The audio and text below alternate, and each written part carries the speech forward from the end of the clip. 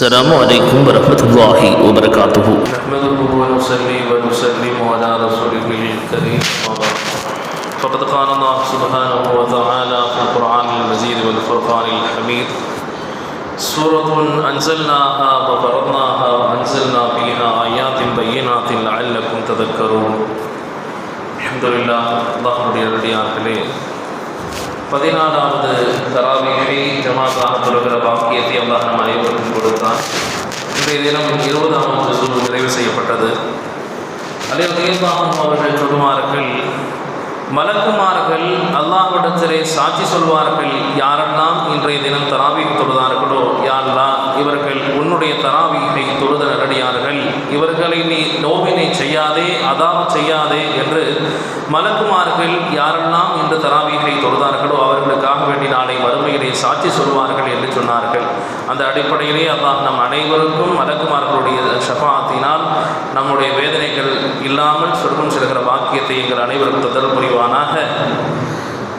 அல்லாஹ்வுடைய நல்லடியார்களே, சூரத்துல் முஃமினூன் என்கிற சூறாவுக்கு அடுத்து அல்லாஹ் முஃமின்களுடைய தன்மைகளை சொன்னதற்கு பிறகு சூரத்துன் நூர் என்கிற ஒரு சூறாவை அல்லாஹ் சொல்கிறான். இந்த சூறாவை பற்றி உமர் ரலியல்லாஹு அன்ஹு அவர்கள் சொல்வார்கள், அல்லிமு நிசாஅக்கும் சூரத்துன் நூர், உங்களுடைய பெண் மக்களுக்கு நீங்கள் சூரத்துன் நூர் என்கிற இந்த சூறாவை கற்றுக் கொடுங்கள் என்று சொல்லி தன்னுடைய கவர்னர்களுக்கெல்லாம் கடிதம் போடுகிற போது இந்த சூறாவை அவர்கள் குறிப்பிடுவார்கள். காரணம் என்னவென்றால், இந்த சூரத்துன் நூறிலே அல்லாஹ் பெண்களுக்கு உண்டான சில சட்டங்களையும் ஒழுங்குமுறைகளையும் சொல்லித் தருகிறான். ஆயிஷா ரலியல்லாஹு அன்ஹா அவர்களும் சொல்கிற போது, லா தன்சிலு அன்னிசா அல் குர்ஃப வலா துஅல்லிமுஹுன்ன அல் கிதாபத வஅல்லிமுஹுன்ன சூரத்துன் நூர், உங்களுடைய பெண்களுக்கு நீங்கள் சூரத்துன் நூரை கற்றுக் கொடுங்கள் என்று சொன்னார்கள். காரணம் என்னவென்றால், பாவங்களிலே பெரும்பாவங்கள் என்று ஸல்லல்லாஹு அலைஹி வஸல்லம் அவர்கள் 7 பெரும்பாவங்களை சொல்லுவார்கள். அதில் ஒன்று இஜ்தனிபு ஸபஅல் மூபிகாத்தி, அந்த 7ஐயும் நீங்கள் தவிர்த்து கொள்ளுங்கள் என்று சொல்லிவிட்டு முதலாவதாக அஷ்ஷிர்கு பில்லாஹ், அல்லாஹ்வுக்கு நீங்கள் இணை வைக்காதீர்கள் அப்படின்னு சொன்னாங்க ஸல்லல்லாஹு அலைஹி வஸல்லம். ஏன்னா இது பாவங்களிலேயே மிக கொடிய பாவம். அல்லாஹ் வேற எந்த பாவத்தை வேண்டுமானாலும் தௌபா செய்தால் மன்னித்து விடுவான். ஆனால் இந்த இணை வைக்கக்கூடிய பாவத்தை அல்லாஹ் ஒருபோதும் மன்னிக்கவே மாட்டான்னு சொன்னாங்க. அது மட்டுமல்லாது இரண்டாவதாக சொன்னாங்க வஸ்ஸிஹர், சூனியம் வைப்பது. ஸல்லல்லாஹு அலைஹி வஸல்லம் அவர்களுக்கு சூனியம் வைக்கப்பட்டது. லபீத் இப்னு அஸ்ம் என்கிற யூதன் ஸல்லல்லாஹு அலைஹி வஸல்லம் அவர்களுக்கு சூனியத்தை வைத்து விட்டான். இதனால் ஸல்லல்லாஹு அலைஹி வஸல்லம் அவர்களுக்கு மறதி அதிகமாக ஏற்பட ஆரம்பித்தது. அப்போது அல்லாஹ் இந்த 2 சூறாக்களை இறக்கினான். குல் அஊது பிரப்பில் ஃபலக், குல் அஊது பிரப்பின் நாஸ் என்கிற 2 சூறாக்களை இறக்கினான். அப்போ இது ஒரு பெரும்பாவம் என்றும் அல்லாஹ் சொல்லி காட்டுகிறான். மூன்றாவதாக கத்லுன் நஃப்ஸ், அநியாயமாக ஒருவரை கொலை செய்வது. இஸ்லாம் யாரையும் கொலை செய்வதை தூண்டுவது கிடையாது. ஏன்னா அல்லாஹ் குர்ஆன்ல நம்ம இதுக்கு முன்னாடி ஓதப்பட்ட வசனங்களில் ஒன்று, எந்த ஒரு மனிதன் ஒரு ஆன்மாவை கொலை செய்வாரோ கஅன்னமா கதலன் நாஸ ஜமீஆ, அவர் உலக மக்கள் எல்லாரையும் கொலை செய்ததை போல அப்படின்னு அல்லாஹ் சொன்னான். அப்போ ஒரு மனிதரை வாழ வைப்பது உலக மக்கள் அனைவரையும் வாழ வைப்பதை போல என்று அல்லாஹ் சொல்லி காட்டுவான். அப்போ கொலை செய்யறது பெரும்பாவங்களில் ஒன்று. அல்லாஹ் மற்றொரு இடத்துல சொல்கிற போது நிரந்தர நரகவாதி அப்படின்னு சொல்லி காட்டுவான். அடுத்ததாக அக்குலு ரிபா, வட்டியை சாப்பிடுவது. ஸல்லல்லாஹு அலைஹி வஸல்லம் சொன்னாங்க, வட்டியால் வளர்க்கப்பட்ட உடம்பு ஷைத்தானால் தீண்டப்பட்டது என்று அல்லாஹ் குர்ஆன்ல சொல்வான். ஷைத்தான் தீண்டியவனைப் போல பலகீனமானவனாக நாளைக்கு கியாமத்தில் வருவான். அவனுடைய வயிற்றிலே நெருப்பை தவிர வேறு எதுவுமே நிரப்பாது என்றெல்லாம் அல்லாஹ் குர்ஆனிலே சொல்லி காட்டுவான். அதே மாதிரி அக்குலு மாலில் யதீமி, அனாதைகளினுடைய பொருட்களை சுரண்டுவது. ஏன்னா பொதுவாகவே மற்றவர்களுடைய பொருளை அபகரித்தால் அதை மறுமையிலே அல்லாஹ் அவருடைய கழுத்திலே சங்கிலியாக போட்டுவிட்டு நம் மறுமையிலே அதை கொண்டு வருவான்னு ஸல்லல்லாஹு அலைஹி வஸல்லம் சொல்லுவாங்க. அதுவும் குறிப்பாக அனாதைகளாக இருந்தால் ஸல்லல்லாஹு அலைஹி வஸல்லம் சொன்னாங்க, யார் ஒருவர் அனாதையினுடைய தலையை தலையை தடவி கொடுப்பீர்களோ, அவர்களை பராமரிப்பீர்களோ, அவரும் நானும் சொர்க்கத்திலே இப்படி இருப்போம் என்று தன்னுடைய 2 விரல்களை சேர்த்து வைத்து சொன்னார்கள். அதனால் அனாதைகளின் மீது அன்பு செலுத்த வேண்டும், அவர்களுடைய பொருட்களை சுரண்டக்கூடாதுன்னு சொன்னாங்க. அடுத்து சொன்னாங்க, பெரும்பாவங்களிலே தவத்தை ஜஹபி சலதாலிசனுடைய வளமை என்னன்னா, யாருக்கிட்டையும் பிரச்சனைக்கு போக மாட்டாங்க. ஆனால் போர்க்களம் என்று வந்துவிட்டால் நிர்பந்தமான சூழ்நிலையிலே சலதாலிசன் அவர்கள் போருக்கு புரிவார்கள். ஆனால் போருக்கு தங்களுடைய உருக்கு சட்டைகளை போட்டு விட்டார்கள் என்று சொன்னால் சல்லல்லாஹு தன்னுடைய கவச உடையை கலட்ட மாட்டார்கள். சொல்லாட்ட பத்ர் போர்களின் போது கவச உடையை அணிந்ததற்கு பிறகு பத்ரவானது போது ஏதோ ஒரு போரில் சல்லல்லாஹு அந்த கவச உடையை அடைஞ்சிருவாங்க. அப்போ சஹாபாக்கள் சொல்லுவாங்க, ஏன் ரசூலுல்லாஹ் தான் நம்ம போருக்கு போகணும், நீங்கள் தன்னுடைய உருக்கு சட்டை அந்த கவச உடையை கலட்டிடுங்களேன்னு சொல்லும்போது ரசூலுல்லாஹ் சொன்ன ஒரு வார்த்தை என்னன்னா, எந்த ஒரு நபியும் தன்னுடைய கவச உடைகளை போட்டு போருக்கு தயாரானதற்கு பிறகு கலட்டியது கிடையாது. அப்போ போர்க்களத்தில் விரண்டு பயந்து ஓடுவது எந்த ஒரு முஸ்லிமுக்கும் அழகல்ல, அது பெரும்பாவங்களில் ஒன்றுன்னு சொன்னாங்க. அதே மாதிரி அநியாயமாக இட்டுக்கட்டுதல் 7வது பாவம். ஒரு பத்தினி பெண்களை, ஒரு பத்தினி ஆணாக இருந்தாலும் சரி, அவர் செய்யாத ஒரு குற்றத்தை அவர் மீது சுமத்தாட்டுவது பெரும்பாவங்களிலே உள்ளது. அப்போ அல்லாஹ் இந்த சூறாவிலே நிறைய சட்டங்களை சொல்கிற போது இந்த இட்டுக்கட்டக்கூடிய விஷயத்தையும் சொல்லி காட்டுவார். முதல்ல இந்த சூறாவினுடைய படிப்பினையில் ஒன்று என்னன்னா, அஸ்ஸானியத்து வஸ்ஸானி ஃபஜ்ரிது குல்ல வாஹிதின் மின்ஹுமா மியத ஜல்தா. ஒருத்தங்க ஜினா செஞ்சிட்டீங்கன்னு சொன்னால் அது மிகப்பெரிய பாவங்களில் ஒன்று. அந்த பாவத்தை எந்த ஒரு மனிதன் புரிந்து விட்டாரோ அவருக்கு 100 கசையடிகள் அடிக்க வேண்டும், திருமணம் ஆகாதவராக இருந்தால். அதை திருமணம் ஆனவராக இருந்தால் அவர் மரணிக்கின்ற வரை கல்லெறிந்து கொள்ள வேண்டும் என்றுதான் இஸ்லாத்தினுடைய கடுமையான சட்டமாக இருக்கிறது. இதை சொல்லும்போது அல்லாஹ் ஒரு வசனத்தை சொல்வான், உங்களை இப்படி எறிந்து கொள்கிற போது ஒரு கூட்டத்தார்கள், உங்களிலே ஒரு கூட்டத்தார் அவர்களை பார்க்கட்டும். அவங்களை அடிக்கும் போது மற்றவங்களும் அவங்களை பார்க்கணும். சும்மா ரூம் கொண்டு வச்சு அடிச்சுட்டு வர்றதை அல்லாஹ் சொல்லலை. வல் யஷ்ஹது அதாபஹுமா தாயிபத்தும் மினல் முஃமினீன, மற்றவர்களும் பார்த்து இந்த தப்பை செஞ்சால் நமக்கு இந்த தண்டனை கிடைக்கும் அப்படின்ற அந்த ஒரு உணர்ச்சி எல்லோருக்கும் பிறக்க வேண்டும் என்பதுதான் அல்லாஹ்வினுடைய நோக்கம். ஏன்னா இன்னல்லாஹ கதப அலா இப்னி ஆதம ஹல்லத்தும் மின ஜினா. ரசூலுல்லாஹ் சொன்னாங்க, ஒவ்வொரு மனுஷனுக்கும் ஜினாவிலிருந்து ஒரு பங்கை அல்லாஹ் எழுதி இருக்கிறான்.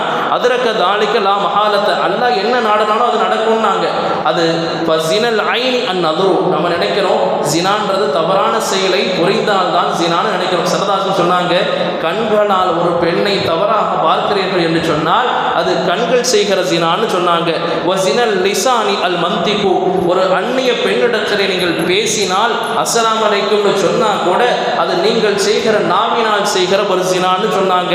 அதே மாதிரி வன் நஃப்சு தமன்னா, அதே போல உங்களுடைய உள்ளம் தவறான விஷயத்தை இப்படி நீங்கள் பேசுனீங்கன்னு சொன்னால் ஆசைப்படும். அந்த உள்ளம் ஆசைப்பட்டால் உங்களுடைய தவறான செயலுக்கு நீங்கள் தள்ளப்படுவீர்கள். நபி யூசுப் அலைஹிஸ்ஸலாம் அவர்களுடைய வரலாற்றில் மிக முக்கியமான படிப்பனையில் ஒன்று, ஒரு அரசி அவங்க சுலைஹா அம்மையார், அவங்க பின்னால் தௌபா செய்தது அவருடைய வரலாறு. அதனால தான் ஒவ்வொரு நிக்காகளையும் துவா செய்கிற போது யாரெல்லாம் யூசுஃபையும் சுலைஹாவையும் போல வாழ வைப்பாயாக நம்ம துவா செய்யறதுக்கு காரணம் என்னன்னா, அவர்கள் பின்னால் தௌபா செய்து மிகப்பெரிய இறைநேசராக ஆனார்கள் என்பது வரலாறு. ஆனால் அவங்க அரசியாக இருக்கிற போது யூசுப் அலைஹிஸ்ஸலாமை கதவை சாழ்த்தி கொண்டு தவறான விஷயத்துக்கு அழைக்கிற போது அவங்க யூசுப் அலைஹிஸ்ஸலாம் அத்தனை கதவுகளையும் தள்ளி கொண்டு ஓடுகிறார்கள் என்பது வரலாறு.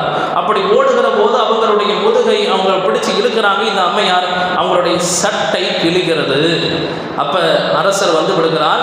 யார் தப்பு செஞ்சதுன்னு கேட்கும்போது அங்கிருந்து ஒரு குழந்தை பேசியதாகவும் வரலாறு. அந்த குழந்தை சொல்லிச்சு, யூசுப் அலைஹிஸ்ஸலாம் தப்பானவங்களா இருந்தால் அவங்களுடைய முன்பக்க சட்டை கிழிந்திருக்கணும். காரணம் என்னன்னா, அந்த அம்மாவை அவர்கள் வற்புறுத்தி இருந்தால் முன்பக்க சட்டை கிழிந்து இருக்கணும். அதே யூசுப் அலைஹிஸ்ஸலாமுடைய பின்புற சட்டை கிழிந்திருந்தால் யூசுப் உண்மையாளர் என்று அந்த குழந்தை சாட்சி சொன்னது. பார்த்தார் அந்த அரசர், யூசுப் அலைஹிஸ்ஸலாமுடைய பின்னால் புற சட்டை கிழிந்திருந்தது. யூசுப் உண்மையாளர். ஆனாலும் யூசுப் அலைஹிஸ்ஸலாம் இங்க இருந்தா அல்லாஹ்வுக்கு மாறு செஞ்சிருவோம், அதனால அஸ்ஸிஜ்னு அஹப்பு இலைய, என்ன ஜெயிலில் போட்டிருக்க பரவாயில்லன்னு சொல்லி தவறே செய்யாமல் சிறையிலே இருந்தார்கள் நபி யூசுப் அலைஹிஸ்ஸலாம். அப்போ அவங்க சொன்ன அல்லாஹ் சொன்ன ஒரு வாசகம் என்னன்னா, இன்ன நஃப்ஸல அம்மாரத்தும் பிஸ்ஸூஇ இல்லா மா ரஹிம ரப்பி, ஒவ்வொரு மனுஷனுக்கும் தப்பு பண்ணுடைய மனசனை தூண்டத்தான் செய்யும். ஸல்லல்லாஹு சொன்னாங்க, ஒரு மனுஷனுக்கு ஒரு தவறு செய்கிறான்னு சொன்னா அல்லாஹ் ஒரு மலக்கை எப்போதும் ஒரு மனிதனுக்கு கூட நியமிச்சிருக்கிறான். அந்த மலக்கு அவர்கிட்ட சொல்வாங்க, இது தப்பு, இதை தவிர்த்து கொள் என்று ஒரு தடவையாவது அந்த மலக்கு சொல்வாங்க. அதையும் காதல வாங்காமத்தான் ஒவ்வொரு மனிதனும் பாவங்களை செய்கிறான்னு ஸல்லல்லாஹு சொன்னாங்க. எனவே நாம் நஃப்ஸுடைய விஷயத்திலே உஷாராக இருக்கணும். நமக்கு மனிதனுக்கு 2 விதமான எதிரிகள், ஒன்று ஷைத்தான், இன்னொன்று நம்மோடு இருக்கக்கூடிய நஃப்ஸ். ஏன்னா நஃப்ஸ் என்ன செய்யும்னா ஷைத்தானே வழிகெடுத்தது அந்த நஃப்ஸ் தான்னு சொல்லுவாங்க. இமாம் பூசரி ரஹ்மத்துல்லாஹி அலைஹி முர்தா ஷரீஃபை எழுதியவர்கள் சொல்லுவாங்க, வன் நஃப்ஸு கத்திஃபதி துஹமினு ஷப்பஹா உபிரதாஇ வ இன் தஃதினு என்பதனி. ஒவ்வொரு மனிதனுடைய ஆன்மா இருக்கிறது இல்லையா, நஃப்ஸ் என்பது அது ஒரு குழந்தை மாதிரி. நீங்க என்னதான் நல்ல விஷயத்தையே அது உங்களுக்கு சொன்னாலும், இரவல நின்று தொழுங்கன்னு சொன்னாலும் நீங்க சந்தேகப்படுங்க. ஏன்னா அதிலே முகஸ்துதி இருக்கலாம் அப்படின்னு சொன்னாங்க. அப்போ எதை தான் நம்முடைய ஆன்மா சொன்னாலும் அதை 10 முறை யோசிக்கணும். அல்லாஹ்வுக்கு இது பிடிச்சிருக்கா இல்லையா அப்படின்றத யோசிக்கணும். ஸல்லல்லாஹு ஒருத்தர் கேட்டார், யா ரசூலல்லாஹ், பாவம்னா என்ன? உங்களுடைய மனசு உறுத்தணும். அடுத்தவங்க பார்க்கக்கூடாதுன்னு எதையெல்லாம் நீங்கள் நினைத்து செய்கிறீர்களோ அதெல்லாம் பாவம் அப்படின்னாங்க ஸல்லல்லாஹு அலைஹி வஸல்லம்.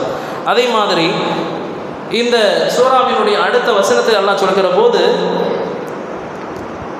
அல்லாஹ் ஒரு வசனத்தை சொல்கிறான், அல் ஹபீஸாத்து லில் ஹபீஸீன அத்-தய்யிபாத்து லித்-தய்யிபீன. நீங்கள் நல்லவர்களாக இருந்தால் உங்களுக்கு நல்ல மனைவி கிடைக்கும். அதே போல நீங்கள் கெட்டவர்களாக இருந்தால் உங்களுக்கு அமையக்கூடிய மனைவிமார்களும் கெட்டவர்களாக இருப்பார்கள் என்கிற ஒரு உயர்ந்த ஒரு வசனத்தை அல்லாஹ் இந்த குர்ஆனில் சொல்லி காட்டுறான். அப்போ நம்முடைய பார்வைகளை பற்றி அல்லாஹ் சொல்கிற போது, முஃமினான ஆண்களே, முஃமினான பெண்களே, நீங்கள் உங்களுடைய பார்வைகளை தாழ்த்திக் கொள்ளுங்கள். தவறான விஷயங்களை பார்க்கறதுனால அது உங்களுடைய உள்ளத்திற்கும் கேடு, உங்களுடைய மானத்திற்கும் அது தீங்கு விளைவிக்கும் அல்லாஹ் சொல்றான். அப்ப இந்த விஷயத்தில் ஒரு தாபிஈ சஹாபாக்களுக்கு அடுத்து வந்த ஒரு இறைநேசருடைய வரலாற்றை சொல்வார்கள். ஹபீப் இப்னு உமைர் ரஹ்மத்துல்லாஹி அலைஹி அப்படின்றவங்க கைதியாக பிடிக்கப்பட்டு ரோம் நாட்டு அரசரால் கொண்டு வரப்படுகிறார்கள். அந்த அரசர் என்ன செய்கிறாரு, தன்னுடைய மகளை உனக்கு கட்டி வைக்கிறேன், ஆனால் நீ கிறிஸ்தவ மதத்திற்கு மாற வேண்டும் அப்படின்னு சொன்னார். ஆனால் அந்த சஹாபி, என்னால் ஒரு நாளும் அது முடியாது, இஸ்லாத்தில் தான் நான் இருப்பேன். அந்த சஹாபி, அந்த ரசூலுல்லாஹி ஸல்லல்லாஹு அலைஹி வஸல்லம் சஹாபிக்கு அடுத்து வந்து அந்த தாபிஈ சொன்னாங்க. அப்போ அந்த மனிதர் என்ன சொன்னார், தன்னுடைய மகள்கிட்ட, அம்மா உன்னை எப்படியாவது அழகுபடுத்தி கொண்டு அவரை கெடுத்து விடு, அவரை வழிகெடுத்து விடுன்னு சொல்லி அவங்களுக்கு முன்னாடி போய் நிற்க சொல்கிறாங்க. அப்போ அந்த பெண்மணி ஒரு நாள் நிற்கிறாங்க, 2வது நாளும் நிற்கிறாங்க. 2வது நாள் நிற்கிற போது அந்த அம்மாவுக்கு, என்னடா இவர் நம்ம இவ்வளவு அலங்கோலமாக நிற்கிறோம், நம்மளை ஏறெடுத்து கூட இவர் பார்க்க மாட்டாரே, நீ என்ன கல்லான்னு கேட்குறாங்க. அப்போ அந்த மனிதர் சொன்னார், அந்த இறைநேசர் சொன்னாங்க, நான் தகுப்பு சினத்தும் வலா நோமுன், அல்லாஹ் சிறுதூக்கமும் தூங்க மாட்டான், பெருதூக்கமும் அவனுக்கு கிடையாது, அவன் நம்மளை பார்த்துக்கிட்டே இருக்கிறான் அப்படின்ற வாசகத்தை சொன்னார். 3வது நாள் அந்த அம்மாவுக்கு வெறுத்து போச்சு. வெறுத்து போய் தன்னுடைய தந்தை இடத்துல போய் அந்த பெண்மணி சொன்னார்கள், தந்தையே, என்னை வந்து இலா ஐன அரசல்தனி இலா ஹதீதின் அவ் ஹஜரின் லா யகுல் வலா யந்து, யார்கிட்ட போய் நீங்கள் என்ன அனுப்பிச்சு வச்சிருக்கீங்க?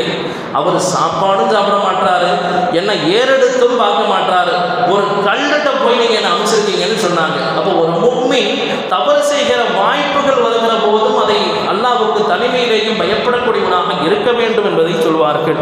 அதே மாதிரி இந்த வசனத்தை அல்லாஹ் சொல்கிற போது, சஃப்வான் இப்னு முஅத்தல் அப்படின்ற ஒரு சஹாபி ரசூலுல்லாஹி ஸல்லல்லாஹு அலைஹி வஸல்லம் என்ன செய்வாங்கன்னா, போர்க்களம் முடிந்து விட்டால் ஏதாவது பொருள் விட்டுட்டு வந்திருக்கோமான்னு பாருங்கன்னு அவங்களை அனுப்பிச்சு வைப்பாங்க. ஒரு நாள் அப்படி பார்க்க போகிற போது ஆயிஷா ரலியல்லாஹு அன்ஹா தூங்கி கிடந்தார்கள். அந்த சஹாபி வேற எதுவுமே பேசல, இன்னா லில்லாஹி வ இன்னா இலைஹி ராஜிஊன்னு சொன்னாங்க. ஆயிஷா ரலியல்லாஹு அன்ஹா ஒட்டகத்து மேலே ஏறி உட்கார்ந்தாங்க, நகரத்துக்கு வந்துட்டாங்க. வந்தால் ஆயிஷா ரலியல்லாஹுவின் மீது இல்லாத பொருளாத விஷயங்களை எல்லாம் நயவஞ்சகர்கள் சொல்ல ஆரம்பித்து விட்டார்கள். அதில் சில முஃமின்களும் மாட்டிக்கொண்டார்கள். அப்போ 3 அல்லாஹ் தஆலா வசனத்தை இறக்கினான். ஆயிஷா ரலியல்லாஹு அன்ஹா பரிசுத்தமானவர்கள், அதிலே யாரெல்லாம் விட்டு கட்டினார்களோ அவர்களுக்கு 80 கசையடிகள் அடிக்கப்படும் சொன்னாங்க. அப்போ அநியாயமாக யார் மேலேயாவது நம்ம இட்டு கட்டிட்டோம்னு சொன்னால் இஸ்லாம் நமக்கு 80 கசையடிகளை கொடுக்கிறது. எனவே வந்த ரஹ்மான் எந்தெந்த வசனங்களை எல்லாம் நாம் கேட்டோமோ அந்த வசனங்களினுடைய அடிப்படையிலே பிறரை இட்டு கட்டுவதை விட்டு ஸினா போன்ற பெரும்பாவங்களை விட்டு அல்லாஹ் நம்மளை காப்பாற்றுவானாக. அஸ்ஸலாமு அலைக்கும் வரஹ்மத்துல்லாஹி வபரகாத்துஹு. நான் சந்திக்கிறேன். அஸ்ஸலாமு அலைக்கும் வரஹ்மத்துல்லாஹி வபரகாத்துஹு.